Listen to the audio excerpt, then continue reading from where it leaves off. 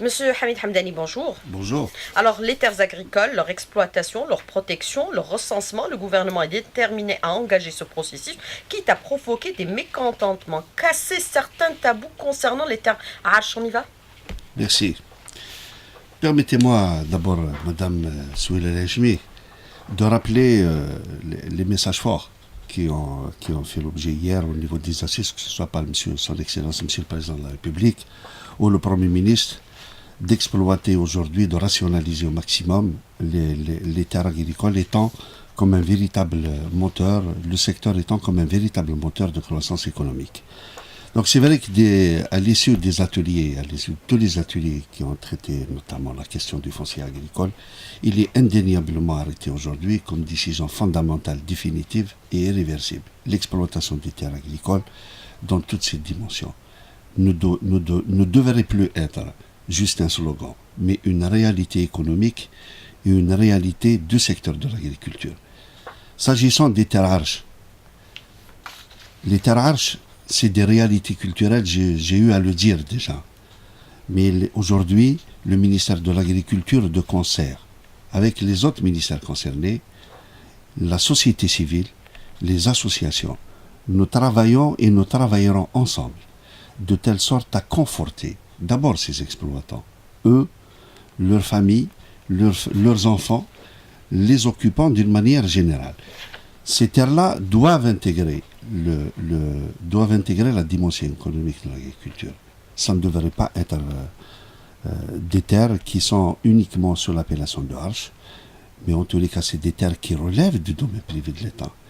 Il est dans l'intérêt de tout le monde, d'abord de l'économie nationale, que ces terres soient valorisées au maximum d'une part, d'autre part, que les occupants, leurs familles, soient confortés par des décisions administratives, qui soient sous forme de concession ou de propriété, à l'effet d'intégrer le circuit, d'intégrer le dispositif réglementaire aujourd'hui qui régisse les terres agricoles et qui a été rappelé d'ailleurs dans le message de Son Excellence, Monsieur le Président de la République, en insistant sur une décision qui est celle de gérer les terres agricoles sous la forme de la concession. Mais quelle est aujourd'hui la volonté de votre département ministériel, avec l'action du gouvernement? Recenser ces terres, les identifier avec les indus occupants pour les légaliser ou les retirer, puisqu'on les estime déjà sur le plan des estimations, on n'a pas un chiffre précis, on les évalue à peu près à l'équivalent de 2 millions d'hectares à 2,5 millions d'hectares. C'est des chiffres qui datent des années 60.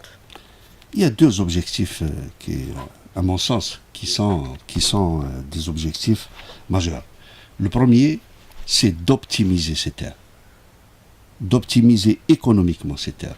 Le deuxième objectif, c'est de conforter les occupants, de les conforter. Demain, ils pourraient facilement accéder au crédit, ils pourraient facilement intégrer le circuit du soutien, ils pourraient facilement avoir leur assurance.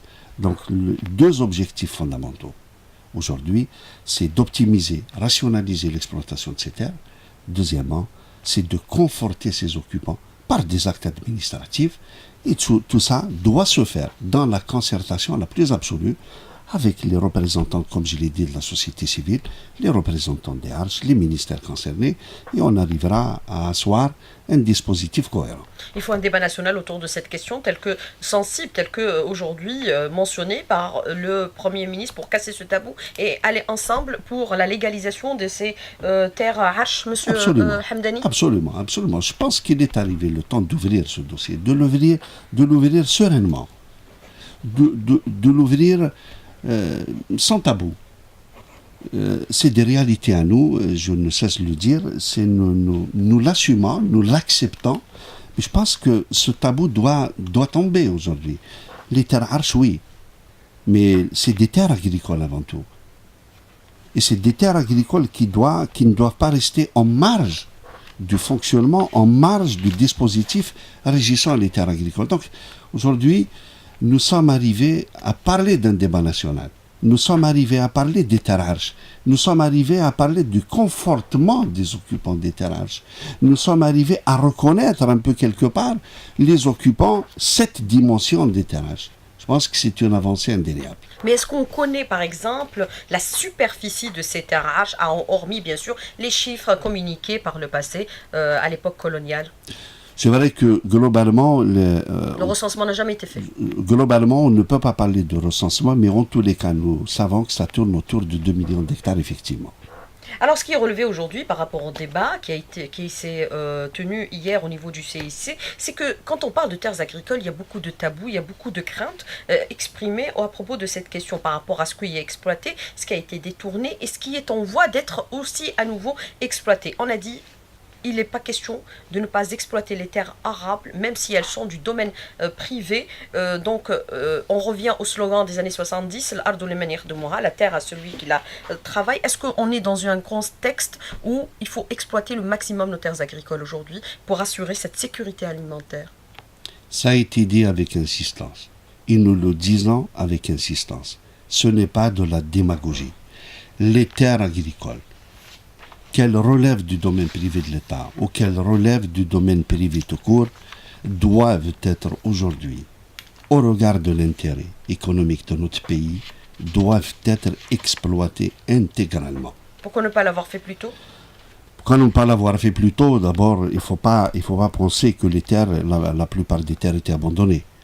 Mais aujourd'hui, je pense que l'apport qu'a ramené l'État en termes de soutien, en termes de lisibilité législative et réglementaire, le fait d'avoir défini clairement le mode de gestion des terres, d'avoir conforté les agriculteurs par des actes qui soient de concession, de propriété, parce qu'il n'y a plus de raison de dire on ne travaillerait pas les terres. Donc aujourd'hui, et les conditions économiques nous l'imposent. Donc aujourd'hui, les terres agricoles, nous le disons, nous insistons. Ce n'est pas de la répression. C'est d'abord une sensibilisation pour pouvoir travailler nos terres agricoles, particulièrement celles qui sont intégrées dans la superficie agricole utile. Mais en tous les cas, aujourd'hui, la terre est à celui qui la travaille et qui la travaillera. Alors, 3 millions d'hectares non exploités, c'est un chiffre réel ou approximatif? Parce que le ministre a donné aussi l'équivalent de 67% de terres non exploitées, bien sûr, impliquant peut-être à l'intérieur les jachères, les terres en jachère. 3 millions d'hectares est un chiffre réel. Maintenant, quand on décortique les 3 millions d'hectares, on trouverait effectivement une part de la jachère, on trouverait une part des terres qu'on a attribuées dans le cadre de plusieurs dispositifs et qui ne sont pas à travailler aujourd'hui. Je pense que l'avancée majeure aujourd'hui, il faut le dire, on est arrivé il faut dire nous avons nos points forts. Très souvent, on parle des choses qui ne fonctionnent pas. On parle des manquements. On parle des insuffisances. Je pense qu'en parallèle, il faut aussi parler des choses qui avancent. Il faut aussi parler des choses qui créent de la plus-value agricole. Aujourd'hui, le secteur de l'agriculture qui est arrivé à générer, compte tenu de tous les efforts qui ont été consentis par les pouvoirs publics, de générer 3 milliards de dinars comme valeur 3 000 milliards de dinars de valeur de production. On est arrivé aujourd'hui, en dehors de 2 filières, à avoir une autosuffisance sur en dehors du lait et des céréales, avoir une autosuffisance sur les autres filières. Je pense que c'est aussi des choses qui méritent d'être dites. Maintenant, le gros travail reste à faire encore. Oui, il y a 3 millions d'hectares qui ne sont pas travaillés. La question qu'il faut poser, c'est que ces 3 millions d'hectares, s'ils ne sont pas travaillés par leurs propriétaires ou par leurs concessionnaires, ils ne doivent pas travailler par les autres investisseurs, par les autres porteurs de projets, par ceux qui voudraient s'investir dans l'agriculture. Et on le dit en toute clarté. Mais comment vous allez agir par rapport à ces 3 millions d'hectares non exploités aujourd'hui, ces 3 millions d'hectares relèvent du privé, c'est le domaine du privé? Non, il n'y a pas que le domaine du privé. Il y a le domaine du privé et le domaine du privé de l'État. Comment agir? La loi, elle est claire. J'ai eu à le dire déjà. Ne pas travailler une terre agricole est consacré par la loi comme un abus de droit. Ça a été rappelé hier, oui. Et la loi a prévu de quelle façon, quelles sont les dispositions à prendre pour récupérer ces terres. Nous en sommes aujourd'hui au niveau de toutes les wilayas. Il y a des commissions qui travaillent sous la présidence de mesdames et messieurs les Wali. Il y a une cellule au niveau du ministère de l'Agriculture qui suit régulièrement ce dossier. Et aujourd'hui, croyez-moi qu'il y a des terres qui sont récupérées, qui sont évaluées aujourd'hui entre 270 000 à 300 000 hectares. Le travail continue et le dispositif d'attribution des terres étant connu, donc ils vont être orientés, ils vont être attribués. Conformément à ces dispositifs, il faut les rentabiliser, il faut les optimiser au maximum. La terre à celui qui la travaille, ceux qui ont bénéficié de concessions agricoles et qui n'ont pas entamé leur activité agricole, ils sont combien et combien vous allez retirer comment vous allez procéder pour leur retirer cette terre? Puisque vous considérez qu'ils n'ont pas rempli le cahier de charge. Pour vous donner un chiffre, 520 000 hectares destinés aux grands porteurs de projets ont été attribués effectivement. Aujourd'hui, il y a en moyenne 200 000 hectares qui sont en cours de lancement. D'autres sont en cours de le faire. J'insiste pour dire que ce n'est pas un constat, une décision. C'est un constat, une sensibilisation, une mise en demeure, un accompagnement pour pouvoir travailler les terres. Donc aujourd'hui, il y a un cahier des charges qui fixe la durabilité d'installation, qui fixe la durabilité du lancement des projets. Je rappelle que l'accès au foncier agricole dans le cas de l'investissement est gratuit. Il est moyennant un cahier des charges. Le cahier des charges doit être scrupuleusement appliqué. Vous avez commencé à retirer les concessions, le droit de concession à certains qui n'ont pas exploité leurs terres, M. Hamdani? Absolument, je viens de donner un chiffre. Sur les 300 000 hectares, effectivement, il y a la catégorie de concessionnaires à qui on leur a signifié la résiliation de l'acte de concession. Mais à qui vous allez attribuer ces nouvelles concessions, puisqu'aujourd'hui, on parle du vieillissement du secteur de l'agriculture. Le président a appelé à rajeunir davantage. Est-ce que c'est ça que vous allez favoriser à l'avenir? C'est le rajeunissement, et avec l'octroi, bien sûr, des terres agricoles à des jeunes? On favorise les porteurs de projets. Et le dispositif qu'a ramené le ministère de l'Agriculture sur la base d'une circulaire interministérielle, elle a prévu cette catégorie. Je pense que c'est historique aujourd'hui dans le secteur de l'agriculture de parler et de spécifier qu'on a des projets structurants, mais on a aussi des micro-projets. Donc, chaque spécificité des régions, en tenant compte de chaque spécificité des régions, dans l'engouement des investisseurs, il y a une partie qui ira aux porteurs de micro-projets, qui ne pourraient être certainement les jeunes porteurs de projets, mais il y aura indéniablement les grands porteurs de projets structurants et intégrés. Alors, Monsieur Hamid Hamdani, moi je voudrais revenir avec vous sur le principe de concession et non la cession, plus jamais. Alors, pour les actes de concession, il y a eu pas moins de 180 000 actes qui auraient été remis à leurs destinataires. Mais il s'avère que selon le secrétaire général de l'UNPA, M. Alioui, 39 000 exploitations agricoles n'ont pas eu leurs actes à ce jour. Quel est votre commentaire, justement, et précisément par rapport à cette question, M. Hamdani? Donc, par rapport aux actes de concession des exploitations agricoles relevant du domaine privé de l'État, il faut dire que sur un total de 219 000 exploitations, je pense qu'aujourd'hui, un peu plus de, comme vous venez de le dire, 280 000 actes ont été notifiés.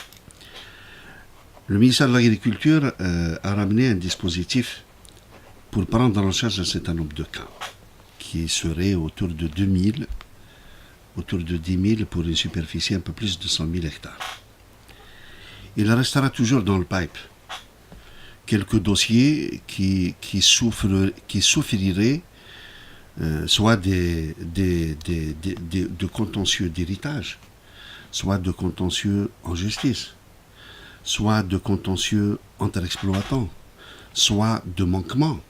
Donc l'ensemble de ces dossiers-là, je pense qu'ils sont encore en examen au niveau des commissions de wilaya, mais en tous les cas, la priorité sera donnée pour régulariser d'ici avant la fin de l'année les 10 000 cas, pour au moins avoir de la lisibilité sur les 100 000 hectares, et c'est pas rien. Le reste, quand ça relève de la justice, on est tenu d'attendre la décision de justice. Quand ça relève des problèmes d'héritage, soit que la législation là-dessus elle est claire, soit que les héritiers eux-mêmes arrivent à régler leur contentieux, soit l'État récupère ses terres. Donc, pour chaque cas, il y a un dispositif qui est énoncé. Parce qu'il y a le droit de succession. Hein. Il y a le droit de succession, effectivement, le droit de concession étant un droit transmissible. Donc, cette catégorie-là, il y a 3 ou 4 catégories. D'ici la fin de l'année, on régularisera les 10 000 une circulaire porte le mode opératoire. Le reste, ça relève de la justice. Il faudrait que l'on attende la décision de justice. Quant au reste qui relève des autres cas que je viens d'énumérer, je pense que ça sera un traitement au cas par cas. Mais il y aura des allègements administratifs qui vont être introduits et assurer cette décentralisation pour aller plus vite aujourd'hui, puisque selon le secrétaire général de Alioui, M. Alioui, de l'UNPA, on favorise plus les grands exploitants par rapport aux petits. Est-ce que c'est le cas au niveau du ministère de l'Agriculture, M. Hamdani? Je ne pense pas qu'on pourrait utiliser le terme favoriser une catégorie par rapport à une autre. Il a dit plus, il a dit pistonner. Enfin oui, bon, je ne peux pas et je ne vais pas commenter les propos de M. Alioui que je salue au passage. Moi je pense que des commissions de wilaya aujourd'hui, ils ont toute la latitude à la lumière de nouveaux dispositifs qui viennent d'être mis en place. Il y a des critères qui sont arrêtés. Nous sommes venus, et j'insiste là-dessus, avec 2 catégories d'investisseurs qui sont les porteurs de micro-projets et les porteurs de grands projets structurants. Chacun doit retrouver sa part, mais étant clair aussi que les conditions de cahier des charges, que les conditions de viabilité de projet, il ne faudrait pas qu'on retombe dans la même erreur. Nous ne nous inscrivons pas et nous ne le ferons pas. Et nous ne serons pas dans une perspective d'attribution des terres. Nous sommes dans une perspective d'optimisation des terres. Les jeunes porteurs de projets, les micro-projets, nous les accompagnerons. Cette circulaire a fait en sorte de les intégrer, de les faire bénéficier des dispositifs d'accès aux avantages, que ce soit dans le cadre du dispositif FONSEJ, CNAC. Nous avons fait en sorte qu'il y ait cette catégorie d'investisseurs et nous espérons que cet engouement de cette catégorie sera de plus en plus significatif. Dans tous les cas, il y a un cahier des charges qui fixe les règles d'attribution et d'optimisation des terres. Avec facilitation, M. Hamdani? Oui, le fait d'avoir aujourd'hui prévu un guichet unique. Donc, sur ce plan-là, je pense que les choses se codifient de plus en plus. Donc, il y a un guichet unique qui est fixé. Il y a un dossier, la nature du dossier très allégé qui est fixé. Je rappelle que les périmètres de mise en valeur et d'accès à l'investissement sont à la charge de l'État. Je pense que la commission d'orientation de l'investissement au niveau local, elle a été élargie, aussi bien à nos amis des ressources de l'eau qu'à nos amis des banques, pour essayer de traiter le dossier une fois et sur place. C'est pas la peine d'avoir un avis, ensuite un avis contraire des ressources en eau ou une difficulté de financement. Donc à ce niveau-là, quand le dossier est traité, il y a une décision d'éligibilité qui est attribuée, à ce moment-là, le projet peut effectivement être lancé. Alors le secteur de l'agriculture, c'est le deuxième secteur générateur de richesse dans le pays. Il génère un chiffre d'affaires de 30 millions de dollars au niveau du secteur de l'agriculture. Pour le secteur de l'industrie, c'est 300 millions de dollars par rapport à la transformation agroalimentaire, avec l'équivalent de 23 000 entreprises créées dans ce cadre-là, et avec création d'emplois d'équivalent à 150 000 emplois. Aujourd'hui, M. Hamdani, ce qui a été le plus relevé, et c'est mentionné aussi dans le discours du président de la République, c'est le vieillissement un peu du secteur de l'agriculture. Qu'est-il fait aujourd'hui pour le rajeunir davantage, avant d'aborder bien sûr les questions des auditeurs qui sont très nombreux ce matin?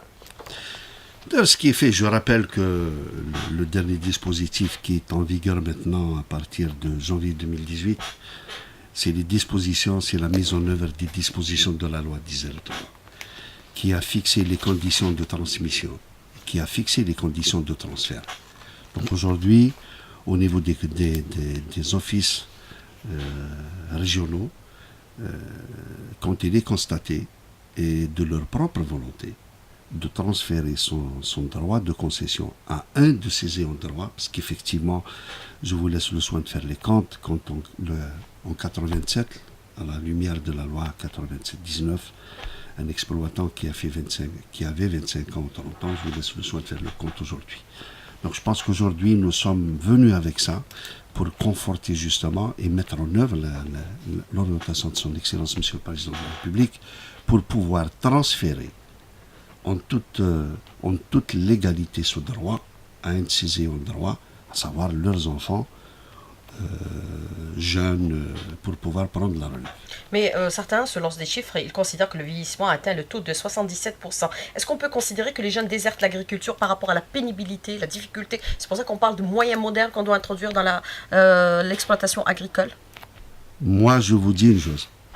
L'engouement que je constate au niveau des jeunes, de cette catégorie de jeunes pour l'agriculture, c'est une réalité tous les jours. Je constate ce retour des jeunes vers l'agriculture. Mais aujourd'hui aussi, il faut dire une chose, c'est que les jeunes, quelqu'un a eu à me le dire dans l'atelier.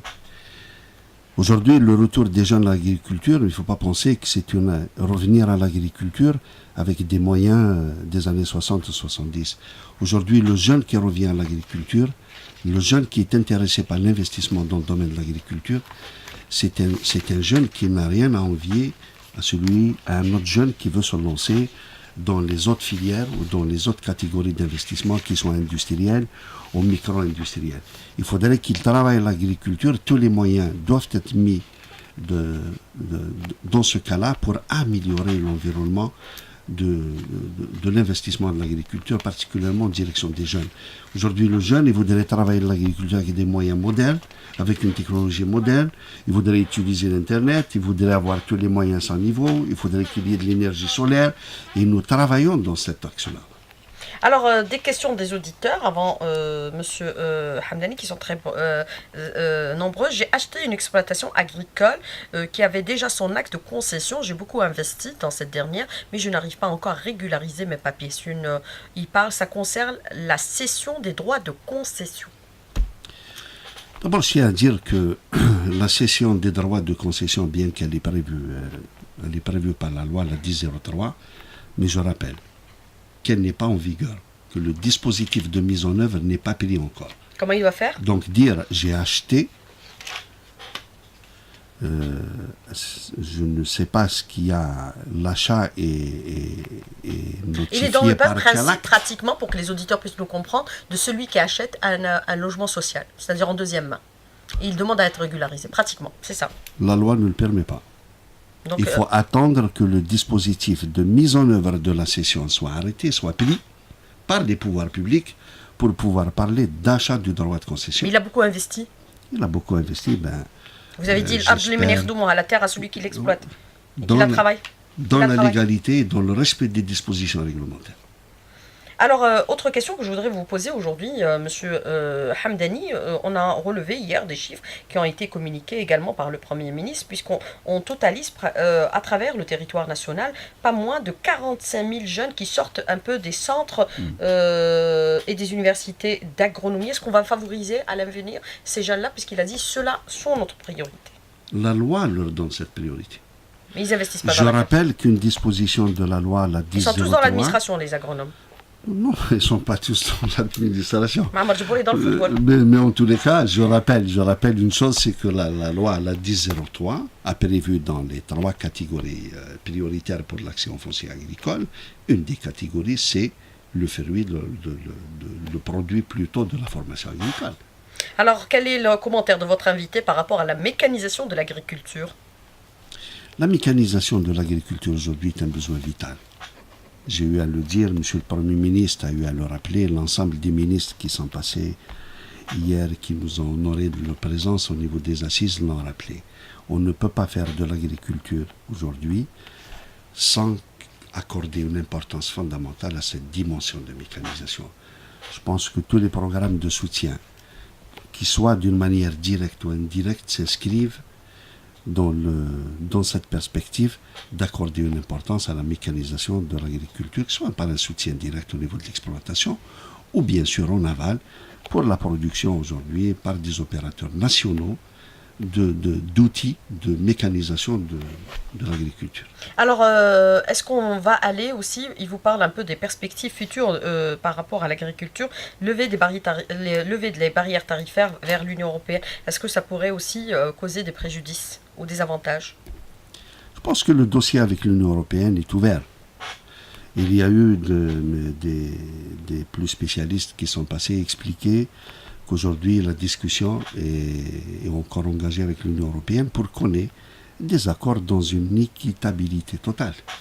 Donc avec l'Union européenne aujourd'hui, c'est qu'il y a un accord d'association. Il ne faudrait pas aussi que cet accord d'association soit à sens unique.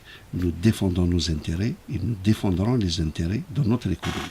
Est-ce qu'on va aller vers la fiscalisation du secteur de l'agriculture, Monsieur Hamdani? Et certains vous disent, si on y va, pourquoi les droits de concession restent et demeurent aussi élevés?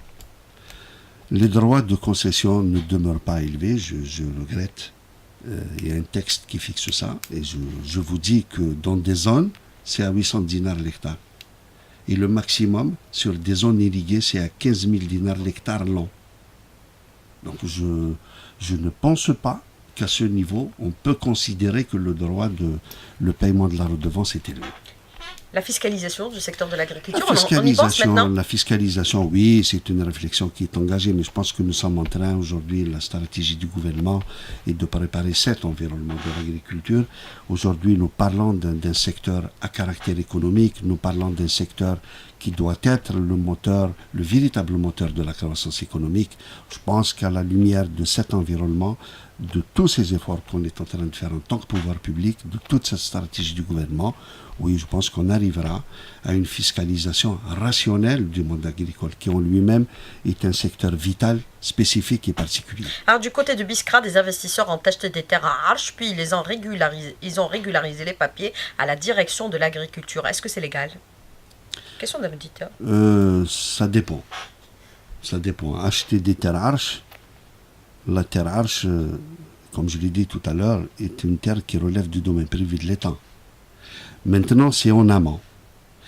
Les détenteurs ont un acte de propriété dans le cadre de l'accès à la propriété foncière. Oui, ils peuvent vendre l'acte de propriété foncière. Si c'est un acte de concession, également, ils peuvent faire un partenariat. Mais la terre Arche, on a eu à l'évoquer tout à l'heure, je pense que c'est du domaine privé de l'État. Acheter, régulariser, j'aimerais voir. Alors, autre question que je voudrais vous poser, Monsieur Hamdani, par rapport aux terres agricoles. Aujourd'hui, les terres sont protégées par la loi et la Constitution. Maintenant, pour le déclassement des terres agricoles, est-ce qu'on peut considérer qu'on est en train, quelque part, de détourner la loi par la loi? C'est-à-dire dire que cette terre n'est pas fertile, n'est pas bon, alors que c'est les responsables de l'agriculture qui disent et qui assurent qu'elles ne sont pas bonnes, qu'elles ne sont pas arables. Est-ce qu'il ne faut pas solliciter une institution indépendante pour être neutre? Non. Là, est-ce que c'est un détournement indirect que la Constitution de la loi, oui, a consacré définitivement la dimension de la protection des terres agricoles. Je rappelle que la terre agricole, la protection des terres agricoles, aujourd'hui est une dimension nationale. Je rappelle que la protection des terres agricoles doit être considérée non pas comme une question sectorielle, mais comme une question citoyenne. Cette terre agricole, nous sommes interpellés aujourd'hui pour la léguer aux générations futures. Le déclassement des terres agricoles, il est régi par un dispositif particulier. Des commissions indépendantes? Il est plus que ça. C'est un comité interministériel. Mais maintenant, il y a deux alternatives. C'est vrai qu'ils sont difficilement conciliables. D'un côté, protéger les terres. D'un côté, réaliser aussi les équipements publics du développement. De quelle façon orienter intelligemment? Et tous les pays du monde le font. Le problème n'est pas donc d'utiliser les terres agricoles à d'autres fins agricoles. C'est de le faire en tenant compte des dispositions législatives et réglementaires et d'y aller vers des terres de moindre valeur agricole. Alors, Mitidja, trésor des terres agricoles envahi par le béton tel que Bouinet, 33 000 logements réalisés. Est-ce que ce n'est pas une perte pour les terres agricoles? Arables. Arabe, ça veut dire fertile, les meilleurs. Non, c'est une perte pour le secteur de l'agriculture. C'est véritablement une perte pour le secteur agricole. Mais maintenant, une décision de ce type a été prise. C'est une perte pour le secteur agricole et c'est un gain sur le côté social aussi. Nous avons aussi besoin de réaliser des logements ou de réaliser des infrastructures publiques. Peut-être fallait-il les réaliser ailleurs. Et là, j'en suis convaincu qu'il fallait les réaliser ailleurs. Alors, autre question d'un auditeur qui vous dit aujourd'hui, est-ce qu'on peut parler réellement aussi, par le passé, de détournement de terres agricoles? Est-ce que ceux qui sont à l'origine de ces détournements seront un jour poursuivis? Madame, vous mettez trop l'accent sur le terme détournement des terres agricoles. C'est la question de On tout ne à l'heure. parle de détournement de terres agricoles que quand elles sont utilisées illégalement à d'autres fins qu'agricoles. Ça a été le cas par le passé? Ça peut arriver. C'est déjà arrivé. C'est déjà arrivé. Ben, des procédures judiciaires, des procédures réglementaires doivent être engagées. Combien elles ont été engagées déjà? Je n'ai pas le chiffre, mais en tous les cas, elles doivent être engagées. Monsieur Hamid Hamdani, merci d'avoir répondu à nos questions et d'avoir été en direct avec nous ce matin dans le studio. Merci beaucoup. Merci, Bonne merci journée. à vous. Merci.